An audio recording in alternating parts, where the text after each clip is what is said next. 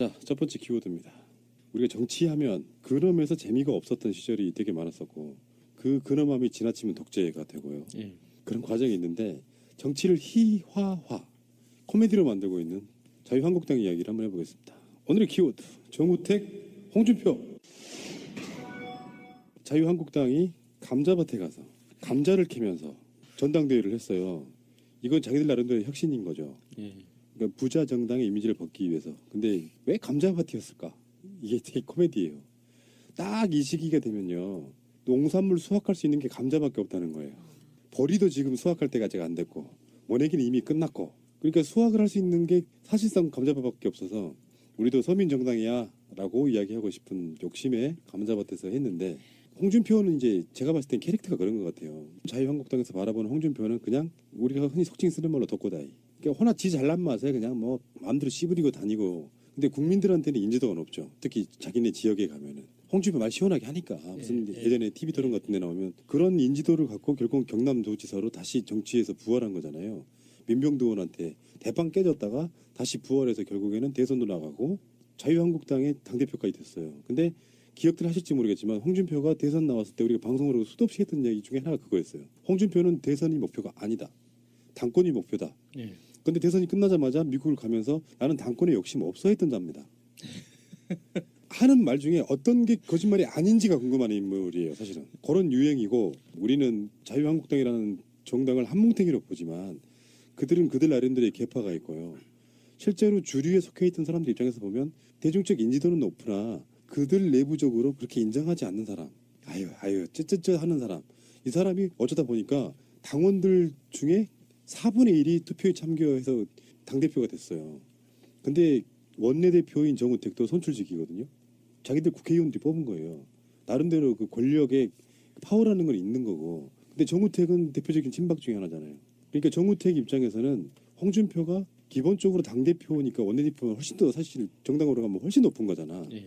그럼에도 불구하고 홍준표가 되게 가짜고 웃긴 거예요. 그 족보가 없으니까 얼마나 가짜나 보이겠어요. 자기는 그 정우택 입장에서는 친일파 집안이잖아요. 뼈대 깊고 유서 깊은 친일파의 뼈대가 예. 깊은. 예, 유서 깊은 집안에 정치적으로도 내력이 있는 집안인데 홍준표 같은 사람의 경력이 얼마나 가짜나 보이겠어요. 정우택 입장에서는 그럴 수 있죠. 그렇죠. 그러니까 앞으로 누구나 다 예상할 수 있겠지만 자유한국당이 앞으로 어떻게 돌아갈지가 우리가 바라보는 아까 말하는 희화화된 정당, 코미디 정당으로서 그 정당이 갖는 그들끼리 밖으로 나오는 말들, 이전 투구, 잡음, 그런 것들이 얼마나 새어나올지가 궁금한 거예요. 그냥 보고 적이면 되는가요? 예. 그러면서 당 하나씩 깨지는 거예요. 감정이 쌓이다 보면. 예. 그래서 지금 바른정당 쪽에서는 이제 지지율이 더 높은 것을 기반으로 삼아가지고, 실제로 국회의원들은 지지율이 왜 영향을 많이 받냐면, 물론 TK 지역 같은 데 가면 아직도 그 보수 정당들의 어떤 지분이 조금은 더 남아있다고 봐요. 근데 문제는 수도권이죠. 국회의원 절반 이상이 서울, 경기, 인천에 있단 말이에요. 근데 그 지역에서 자기네들 정당 지지율이 안 나오면 수도권에 있는 국회의원들 입장에서는 굉장히 불안할 수밖에 없는. 그러니까 지지율이 안 나오는 상태에서 홍준표 같은 자가 뽑혔으니 일반 국민들도 내가 자유한국당을 지지한다고 말하지 못하고, 그러면 언론상에 드러나는 지표는 항상 바른정당보다 자유한국당이 지지가 낮은 쪽으로 나온단 말이에요. 이렇게 되면 수도권 국회의원들은 들썩들썩 할 수밖에 없는데, 그것만으로 또 옮기면 또 김어준이 김성태에 앉혀놓고 새가 날아든다 틀어주는 상황이 또 되니까 어떻게 하지 못하고 있는데, 그럴 때 그런 매개체 역할, 사건의 촉매제 역할을 하는 게 바로 원내대표와 당대표 간의 갈등이 계속 심화되기 시작하면 언젠가 그걸 빌미로 해. 나는 철새 아니야. 이런 당에서 내가 할 수가 없어서 나왔어. 이런 형태로 갈 가능성이 되게 높은 거예요. 그러니까 보수 쪽 세력들은 사실 길이 안 보이는 것 같고요. 신기하게도 그 이재만의 지역구인 대구 동구, 그리고 유효회, 이재만하고 유효회가 이번에 최고위원을 못 뽑혔잖아요. 예. 유효회 지역구가 소초죠. 근데 공교롭게도 바른정당의 두 핵심, 현재 당대표 이해운 지역구가 유효회고 전 대선 후보였던 유승민의 지역구가 이재만입니다. 그러니까 이 대결 구도가, 대립 구도가 더 강력해질 수밖에 없는 상태. 시간이 조금만 더 가면 바른정당이 자유한국당을 먹어버릴 수도 있는 사태가 올지도 몰라요. 지지율 면에서. 예. 예. 지지율이 문제가 아니고 실제로 한꺼번에 움직이지 못하겠지만 선거가 가까워지면 불안불안할 수밖에 없고, 바른정당은 아마 모르긴 해도 지금 지구당이 제대로 갖춰지지 못한 것이 꽤 많을 겁니다. 예. 그러면 그 자리에 기존에 있던 현역인 자유한국당 국회의원들이 가고 싶어하는 사람이 꽤 있을 거라는 거죠. 물론 지금 현재 지지율은 당장 일시적인 거지만 지금은 107대 20 정도로 세 차이가 엄청 나잖아요. 근데 이게 조금씩 움직이면 한석을 빼오면 바른정당 의석이 2배 늘어나는 효과가 생기는 거잖아요. 그런 방식으로 해서 어떤 추세만 100석 밑으로 빠지고 바른정당이 30석으로 가고 이런 방식만 가도 심리적 우위는 바른정당에 있는 거거든요. 근데 그러면서 지방선거가 계속 다가온단 말이에요. 그래서 최소한 보수 정당들은 유승민이 대선 후보로서 완주했고 그리고 무리 없이 이혜훈이라는 당대표를 뽑았고 이 과정을 거치면서 안정돼가고 있는 상태라고 하면 자유한국당의 예상되는 내용들 정우택과 홍준표의 갈등 있을 수밖에 없어요. 가짜는 사람이 내 위에 있으면 그거 맨날 치고 받는단 말이에요. 그렇죠. 그 상태를 한번 우리가 보는 재미가 있을 것 같다. 저는 그런 말씀 드리고 싶은 거예요. 그런 면에서 그 트위터에 굿월드님이 그 홍준표와 정우택 한국당은 내전 중이라는 기사를 링크를 걸어놓고 거기에 코멘트 붙여주신 게 이 물건의 무리가 이승에서 벼락을 맞아 죽고 그 후손들이 영원히 멸족하기를 하늘에 길을 모아 기도한다라고 하셨는데 저는 여기에 딱 한마디만 더 붙이고 싶어요. 아멘. 믿습니다. 홍준표가 돼지발정제로 알려지기 전에는 성완종 리스트로 알려졌었잖아요. 근데 문무일 검찰총장 그 후보자가 임명이 되면서 좀 시끄럽잖아요. 더 나달 이다야님의 트윗입니다. 천적의 귀한 홍준표 기소했던 문무일 검찰총장 후보자. 성완종 리스트나 홍준표를 염두에 두고 문무일 후보자를 지명한 것은 당연히 아니겠지만 홍준표가 압박감을 느끼기엔 충분 신의 한 수라고 올려주셨습니다. 그 법조 기자들 사이에서는 홍준표 2심에서 무죄난 거 있지 않습니까? 그게 이제 대법원 올라가 있는데 그게 파기환송될 가능성이 커 보인다는 이야기가 많이 돈다고 들었어요. 그렇게 되면 자유한국당의 붕괴 속도가 더 빨라지겠죠? 기대합니다. 지금 홍준표와 정우택이 이렇게 싸우고 있는 그 내면에는 사실은 이제 친박 정당인 자유한국당이 친박이 아닌 홍준표가 자기 친정 체제로 구축하고 있거든요. 그러니까 지금 사무총장이라든지 남아있는 여러 가지 그 당의 중진 자리들을 친박 의원들이 아닌 사람들로 갈아치고 있어요. 그러면서 페이스북에 쓴 글이 그거죠. 일부 구박들로 인해 내가 구박받고 있다. 구박. 구박근혜 세력, 구박들로 인해 내가 구박받고 있다라는 글을 쓰면서 정우택이 발끈한 거죠. 그리고 페이스북에 그렇게 말장난하듯이 그런 정치하지 마라라고 이야기하고 있는 거고 그 내면에서는 지금 자유한국당 당권에서 친박 세력들이 떨궈져 나가는 모양새의 위기감을 굉장히 많이 느낀 거예요. 지금 상황이 이렇게 돌아가고 있는 거고 이제 거기에다가 이게 있어요. 홍준표가 신임 대표가 됐잖아요. 네. 자기 입장에서 보면 금이 환영한 거예요. 당 네. 떨어져가지고 나 이거 정치 생명 끝났다 했을 때 막 그 와신 상담의 길을 쭉 돌아서 다시 당 대표로 복귀했잖아요. 네. 근데 이미 비대위 체제에서 정우택이 원내 전략으로 처음부터 문재인 정권 발목 잡기 시작했잖아요. 그래서 뭐 이제 와서는 뭐 성형무나 조대엽이나 이런 사람들 관련해서 추경도 막 안 해주겠다고 하고 막 버티기고 있었는데 뜬금없이 홍준표가 4일날 추미 대표를 만나러 갑니다. 당 대표 돼서 이렇게 이제 서로 인사하러 가는데 홍준표가 바른정당하고 국민의당 가지도 않았어요. 내가 상대할 곳은 민주당이야 이렇게 하고 딱 그 당만 갔어요. 네. 추미 대표가 그러니까 그게 좀 매력인 것 같아요. 홍준표 같은 찌질이 돼지 발정제 입장에서는 공부도 잘했고 얼굴도 이쁜 추미 대표 같은 사람들을 보면 평생 그게 그 열등감의 대상인 걸 수도 있어. 오죽했으면 이대 이야기했잖아. 이 사람 옛날에 이대 계집애들을 뭐 어쩌고 그런 얘기 했던 기억이 나죠. 추미 대표가 팔짱 한번 끼자 그래. 발장 한번 네. 끼실까요? 협치로. 홍준표 얼굴이 벌개졌어. 그리고 진짜로 팔짱을 끼워줬어요. 그날 오후에 기자간담회를 해요. 홍준표가 기자간담회를 하면서 뭐라 그러냐면은 그대로 읽어드릴게요. 인사청문회에서 부적격자로 드러나더라도 대통령이 임명할 수 있는 게 현행 제도다. 거기에 당력을 쏟을 필요가 없다. 문재인 정부의 인선 정책에 발목 잡는 식의 투쟁을 하지 말아야 한다. 이렇게 협치하겠다는 뜻을 밝힌 거야. 그러니까 정우택 입장에서는 열심히 개고생해가지고 자기들 뭔가 이렇게 방어선을 만들어놨는데 홍준표가 자기가 당대표가 됐을지라도 기존에 누군가가 뭔가 해놓은 거를 싸그리 무시한 채로 시작하면 안 되거든. 그러니까 정우택 입장에서 기분이 확 상해버린 거지. 그 이해됩니다. 그러니까 홍준표도 이해되고 정우택도 이해돼요. 제가 특히 그 너무 홍준표 편을 드는 것 같아서 좀 민망하긴 하지만 문발로 훈련생으로서 좀 민망한데 이 홍준표 입장에서 생각해 보면 홍준표는 대법원 그 판결이 자기한테 유리하게 나오도록 0.1%의 확률이라도 높을 수 있는 환경을 만드는 게 자기의 목표일 거예요.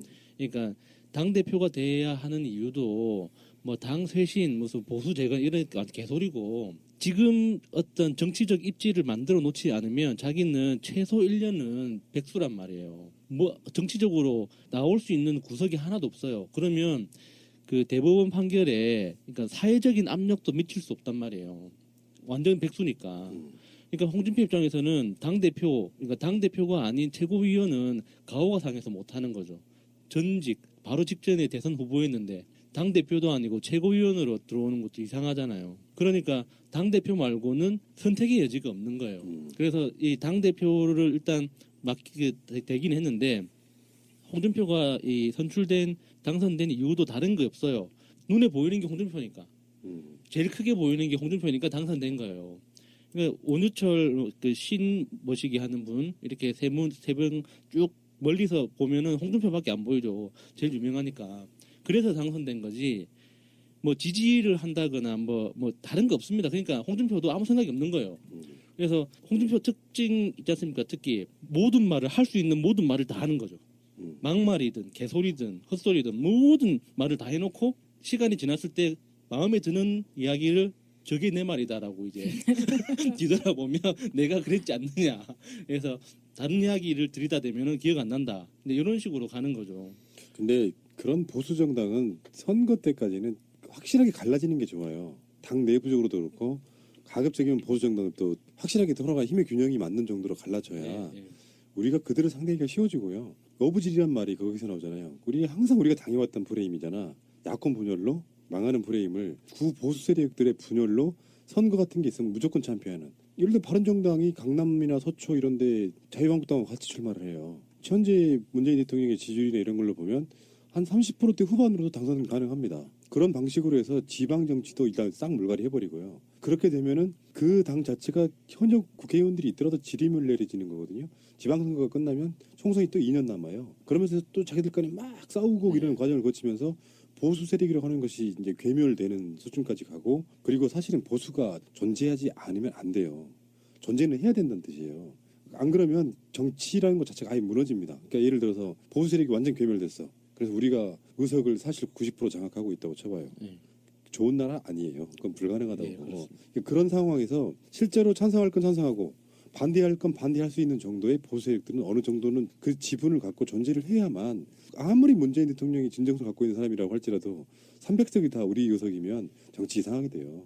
그럴 수밖에 없는 거지. 그런 어떤 상황. 그리고 보수와 진보의 이념 대결이라고, 그러니까 그 어떤 지형의 대결이라고 하는 것은 자석하고 똑같습니다. 300석의 단일 정당이 나온다고 해도 그 속에서 보수와 진보가 또 갈려요. 자석의 N극 S극과 똑같은 거라고. 내부적으로 또 치열하게 싸우다가 마음에 안 들어가고 또 당이 갈라지겠지. 그러면 또 여당 야당이 되는 거예요.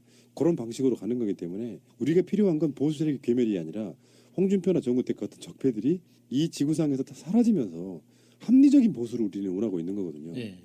정말 나라와 민족을 위해서 뭔가 굉장히 노력하는 보수 인사라고 인정해줄 정도의 사람들이 이제는 국회 의석에 남아 있어야 된다는 거죠. 빈무덤 2님의 트윗입니다. 홍준표가 문재인 정부 발목 잡지 않겠다며 청문회와 추경 예산 심의하겠다고 모처럼 통 크게 나오자 정우택이 거수기하란 말이냐며 원내 문제는 자신이 책임자라고 제동 걸었다. 돼지 발정제와 음모주가 패거리들과 함께 쓰러질 때까지 싸워 승자를 가리기 바란다. 막상 막하다라고 올려주셨습니다. 둘이 싸우다 쓰러지면 뭉클로스에 가서 채우면 돼.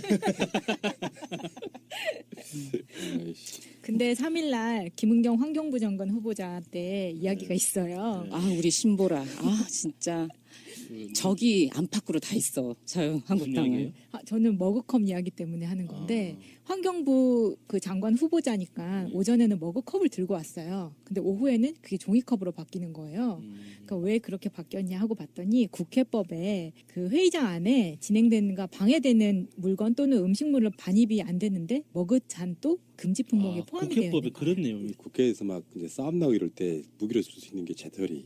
그러니까 정우택이 그 유리찬으로 네, 그것 때문이 그것 때문입니다. 그게 국회법에 반영돼 있는 거예요, 그게? 네, 그때 네. 당시에 96년에 정우택이 국민회의에 박용석 예. 의원한테 우리- 유리컵을 휘둘렸던 3번 내리쳐가지고 네. 피가 나도록. 그게 국회법에 반영된 거는 그 이전 아주 옛날 1950년대에 그게 법이 만들어졌고요.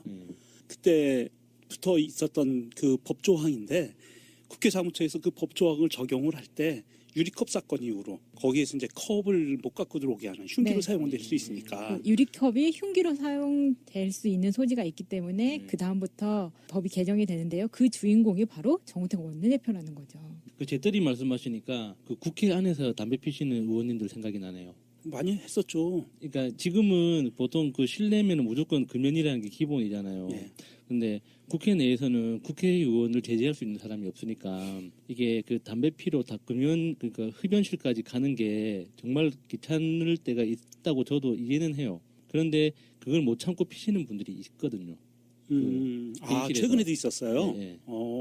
그래서 재떨이도 아예 뭐 반입이 안 되잖아요. 예, 그래서 그 종이컵에다 이렇게 쓰시는데 아, 그걸 보면서 좀 한심한 생각을 했었어요. 박정희 시대에 1970 몇 년도인가 담배 피는 것을 금지했다고 알고 있거든요. 회의장 안에서는. 자, 뭐 어쨌든 간에 이제 그래서 그렇다는 거죠. 그러니까 자기들도 국회법을 몰라. 네. 모르니까 이제 머그컵으로 확 이렇게 근데 되는 실제로 우리 그 환경단체에 관련한 분들 인터뷰해 본 적이 있는데 머그컵 갖고 다니시는 분 있어요. 컵을. 네, 꽤 많죠. 예. 그래서 그 컵으로 물 따라 드시고 그러시더라고. 자유한국당이 앞으로 지켜볼 일인데 즐기면 돼요. 즐기면 돼. 권력의 맛에 취한 자들은요. 권력을 잃으면 당 떨어지는 야수 같은 그런 느낌. 무기력하면서 약간 미친 짓 가끔씩 하고 막 그런 느낌이라서 저는 그 홍준표 그 감자밭에 간 걸 보고 이렇게 사자성어식 개그가 생각이 난 게 있어요. 그 SNL 그 시리즈에서 요즘 준표 그 흉내 내시는 분 있잖아요. 네. 그분이 그런 거 하잖아요. 준표를 지지하니 뭐 나오잖아요. 그게 딱 생각나는 게 준표를 지지하니 씨감자를 발라먹네. 준지씨 생략하겠습니다. 근데 그 감자 밭 쇼 자체도 너무나도 쇼인 걸로 종편에서 쇼죠. 예, 네. 나왔더라고요. 더 나달리아 님의 트윗입니다. 홍준표 자유당 것들의 감자밭 쇼. 패널 1. 감자를 저렇게 캐면 안 된다. 아래쪽에서부터 캐야 감자가 안 다치지. 지금 자유당에 필요한 건 저런 보여주기 정치쇼가 아니다. 이 태도부터 바꿔야 된다. 패널 2. 지금은 감자를 캐면 안 된다. 장마철에는. 이라고 올려주셨습니다. 그리고 거기에 대한 농부들이 이렇게 쭉 답글을 올렸는데요. 비 올 때는 감자를 캐면 안 된다고 올려주시네요. 맞습니까? 불편하죠. 흙이 지척지척해가지고 캐기가 힘들죠 일단은. 다른 걸 떠나서. 그리고 감자는요. 하지를 기준으로 캐는 거예요. 그게 무슨 뜻이에요? 그렇다고 하지가? 하더라고요. 하지날. 하지날이 태양이 제일 긴 날 하지 있죠. 6월 예. 21일? 그러니까 꼭 그날은 아닌데. 아니, 그러니까 그날을 네. 기준으로 좌우로 왔다 갔다 하면서 예. 그때쯤 캐는 거예요. 이제 그게 두 가지가 있어요. 제가 저번에 말씀드린 적이 있어요. 원래 이제 먹기 위해서 캐는, 그러니까 지금쯤 왜 캐냐면 예전으로만 따지면은 먹을 게 가장 없는 시기예요. 예. 보리가 아직 연글기가 전이니까. 그래서 보리고개란 말이야. 거기서 튀어나오는 게 감자란 말이에요. 그래서 하지 즈음에 캔다 그래서 하지 감자라고 불러요. 나중에 또 가을에 캐는 감자도 있습니다. 그건 이제 조장해서 겨우 내내 먹는 식량으로 쓰는 거고 그런 거기 때문에 돼지 감자라는 것도 있는데 혹시 아세요? 네. 당근알죠. 예, 돼지 발정제가 생각이 나요. 아이고. 이 겨울에 논두렁에서 돼지 감자 캐먹는 맛이 얼마나 맛있나요? 투톱이 음모주와 발정제가 참 뭐 어떻게 끌어올지는 정확히 모르겠어요. 음모 발정제인가 그럼? 발정 음모제인가요?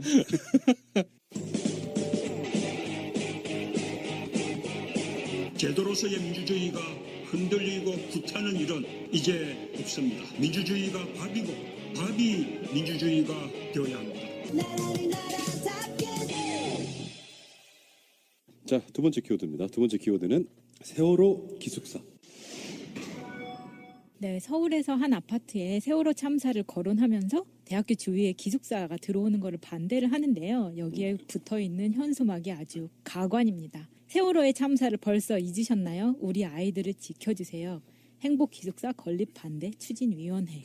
이게 지금 트위터에서 회자가 되면서 엄청난 역풍을 불러일으키고 있죠. 이게 대학이 한두 군데가 아니고 교육부 산하에 있는 한국사학진흥재단이 만드는 국민대, 성균관대, 한국외대 등 수도권 12개 대학교 학생들이 입주할 수 있는 공동 기숙사가 세워지는 건데 이런 기숙사는 많이 있습니다. 최초라고 하는 게 이 동네 근방에 있는데요. 남도학숙이라고. 남도학숙은 그 전라남도권에 계시는 분들이 돈을 모아서 그 지역 학생들이 서울에 올라와서 거주할 곳이 없으면 들어가는 기숙사 같은 거예요. 근데 그런 식의 기숙사를 하나 짓는 거죠. 짓는 건데 주택단지 안에 이런 기숙사가 들어오면 학생들이 많아지고 담배도 피울 거고 연애질도 할 거고 이런 것들을 하면 자기네 아이들에게 안 좋은 상황이 만들어진다는 게 그쪽 논리예요. 그걸 세월호 사건을 갖다 대는 거거든요, 지금. 여기에 제일 경악한 거는 이거예요. 가장 두려운 것은 초등학생을 상대로 한 성범죄라며 딸아이를 가진 엄마로서 행복 기숙사 소식에 가장 먼저 들었던 것이 성범죄라는 내용의 민원을 사학진흥재단과 성북구청의 홈페이지에 남기기도 했다고 합니다. 저는 이거 읽고 너무 어이가 없어가지고 아니 갖다 댈 게 있지 우리 언제부터 기숙사가 20대 남자애들은 다 성범죄자, 잠재적인 성범죄자가 되는 거예요, 자동으로? 아니 그러니까요. 이게 정말 몇 군데에서 이건 인권을 침해를 해도 그렇고 우리 세월호 아이들을 팔아서 바른정당 의석이 2배 늘어나는 효과가 생기는 거잖아요. 그런 방식으로 해서 어떤 추세만 100석 밑으로 빠지고 바른정당이 30석으로 가고 이런 방식만 가도 심리적 우위는 바른정당에 있는 거거든요. 근데 그러면서 지방선거가 계속 다가온단 말이에요. 그래서 최소한 보수 정당들은 유승민이 대선 후보로서 완주했고 그리고 무리 없이 이혜훈이라는 당대표를 뽑았고 이 과정을 거치면서 안정돼가고 있는 상태라고 하면 자유한국당의 예상되는 내용들 정우택과 홍준표의 갈등 있을 수밖에 없어요. 가짜는 사람이 내 위에 있으면 그거 맨날 치고 받는단 말이에요. 그렇죠. 그 상태를 한번 우리가 보는 재미가 있을 것 같다. 저는 그런 말씀 드리고 싶습니다. 그런 면에서 그 트위터에 굿월드님이 그 홍준표와 정우택 한국당은 내전 중이라는 기사를 링크를 걸어놓고 거기에 코멘트 붙여주신 게 이 물건의 무리가 이승에서 벼락을 맞아 죽고 그 후손들이 영원히 멸족하기를 하늘에 길을 모아 기도한다라고 하셨는데 저는 여기에 딱 한마디만 더 붙이고 싶어요. 아멘. 믿습니다. 홍준표가 돼지발정제로 알려지기 전에는 성완종 리스트로 알려졌었잖아요. 근데 문무일 검찰총장 그 후보자가 임명이 되면서 자, 첫 번째 키워드입니다. 우리가 정치하면 근엄해서 재미가 없었던 시절이 되게 많았었고 그 근엄함이 지나치면 독재가 되고요. 예. 그런 과정이 있는데 정치를 희화화, 코미디로 만들고 있는 자유한국당 이야기를 한번 해보겠습니다. 오늘의 키워드, 정우택, 홍준표. 자유한국당이 감자밭에 가서 감자를 캐면서 전당대회를 했어요. 이건 자기들 나름대로 혁신인 거죠. 예. 그러니까 부자 정당의 이미지를 벗기 위해서. 근데 왜 감자밭이었을까? 이게 되게 코미디예요. 딱 이 시기가 되면요. 농산물 수확할 수 있는 게 감자밖에 없다는 거예요. 보리도 지금 수확할 때가 아직 안 됐고 원액기는 이미 끝났고 그러니까 수확을 할 수 있는 게 사실상 감자밭밖에 없어서 우리도 서민 정당이야 라고 이야기하고 싶은 욕심에 감자밭에서 했는데 홍준표는 이제 제가 봤을 땐 캐릭터가 그런 것 같아요. 자유한국당에서 바라보는 홍준표는 그냥 우리가 흔히 속칭 쓰는 말로 덕고다이. 그러니까 허나 지 잘난 맛에 그냥 뭐 마음대로 씨부리고 다니고 근데 국민들한테는 인지도가 높죠. 특히 자기네 지역에 가면은 홍준표 말 시원하게 하니까 무슨 예전에 TV 토론 같은 데 나오면 그런 인지도를 갖고 결국 경남도지사로 다시 정치에서 부활한 거잖아요. 민병두 의원한테 대빵 깨졌다가 다시 부활해서 결국에는 대선도 나가고 자유한국당에 당대라든다 틀어주는 상황이 또 되니까 어떻게 하지 못하고 있는데 그럴 때 그런 매개체 역할, 사건의 촉매제 역할을 하는 게 바로 원내대표와 당대표 간의 갈등이 계속 심화되기 시작하면 언젠가 그걸 빌미로 해. 나는 철새 아니야. 이런 당에서 내가 할 수가 없어서 나왔어. 이런 형태로 갈 가능성이 되게 높은 거예요. 그러니까 보수 쪽 세력들은 사실 길이 안 보이는 것 같고요.